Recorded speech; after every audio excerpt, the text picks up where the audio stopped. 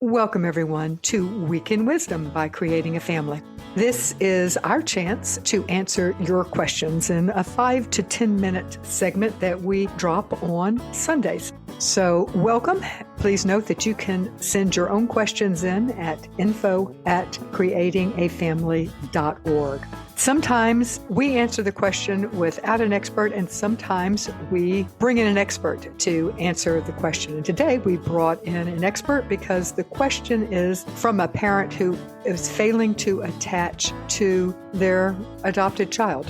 Our expert today is Melissa Corkum. She is an adoptee and an adoptive mom and the co-author of Reclaim Compassion, the Adoptive Parent's Guide to Overcoming Blocked Care and Neuroscience and Faith. So here's the question. I was the one who wanted to adopt.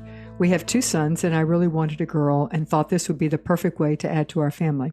My husband agreed because I wanted it so bad, but now I'm the one who wishes we hadn't done it. We adopted a 5-year-old little girl who is now 7. The awful truth is that I don't love this child. I don't even like her very much. My husband and sons love her just fine, and she is much closer to them than to me. She doesn't act like she likes me so much either, so I guess it's mutual. I'm nice to her and meet all of her needs, but she is very needy and demanding, and it's exhausting. I know you probably think we went into this with rose-colored glasses, but I really did go beyond what was required as far as training. I thought I knew what I was getting into. I just wasn't prepared that I would be the problem. I wish I could turn back the clock. Melissa, if you were talking with this mom, what would you tell her? We try really hard to always start with validation and compassion, that this must feel awful and that she's not alone. This is not the first story like this that we've heard that has similar themes. So we definitely try to connect people to community that also will validate and have compassion, potentially even connect her with someone with a similar story who's just a little bit further along. It's a process. It's definitely a situation where I would say you're going to need to come into community and connection with people who can hold your hand and walk side by side through this with you. It's not something that is going to be solved in a paragraph of a Facebook post. Mm-hmm. It's the connection. It's the community. It's not just the parent education and training. And I think the other thing is when we reclaim compassion for ourselves, we have to be kind to ourselves that overcoming blocked care, especially while you're still in the midst of the thing that triggered your blocked care in the first place, is a journey. And it's not one where it's like, okay, if I do X, Y, and Z in 3 weeks, my blocked care will be gone and all things will be magically better, right? Mm-hmm.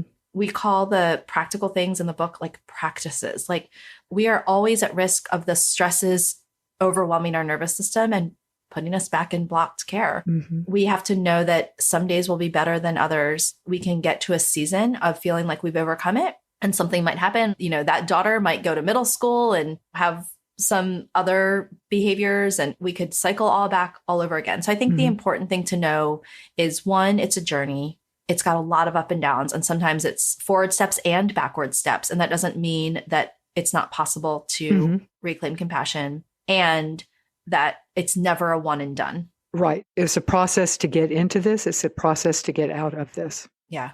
Mm-hmm.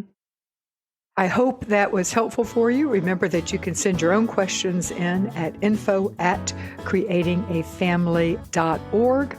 And before you go, let me tell you about a wonderful resource we have here at Creating a Family. It is a training or a support group curriculum, either one, for foster, adoptive, and kinship families. We have 25 curriculum in the library, and each curriculum is on a different topic, so you can select and customize your training to the group or to the person. It is an interactive training, and we do facilitator training so that you can facilitate this interactive training support group curriculum. You can get more information at parentsupportgroups.org. It's all one word, parentsupportgroups.org. Thanks for listening to this week's Week in Wisdom. Do us a favor, tell a friend. Thanks.